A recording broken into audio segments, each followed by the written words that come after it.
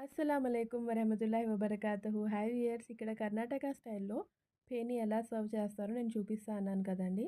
మనం ఒక full glass of milk అయితే తీసుకున్నాము. అందులో షుగర్ యాడ్ చేసి హోమ్‌మేడ్ బాదం పౌడర్ అయితే యాడ్ చేశానండి. ఈ హోమ్‌మేడ్ బాదం పౌడర్ రెసిపీ కావాలంటే నా లాంగ్ వీడియోస్‌లో అయితే చూడండి. అందులో అయితే ఈ రెసిపీ అయితే ఉంది. మీరు హోమ్‌మేడ్ బాదం పౌడర్ లేదంటే నార్మల్ ఫ్లేవర్ బాదం పౌడర్ ఉంటుంది కదా, అది కూడా యాడ్ చేయొచ్చు. ఇప్పుడు ఇలాగా మంచిగా బాయిల్డ్ అవుతున్నప్పుడు స్టవ్ ఆఫ్ చేసుకోండి. యాజ్ ఇట్ ఈజ్ కర్ణాటక మ్యారేజెస్‌లో ఎలా అయితే సర్వ్ చేస్తారో సేమ్ అలాగే నేను మీకు సర్వ్ చేసి చూపిస్తాను ఇక్కడ. ఇక్కడ ప్లేట్‌లో అయితే ఫేని తీసుకోవాలి. ఆ తర్వాత క్రష్ చేసిన కాజు బాదం అయితే యాడ్ చేయండి.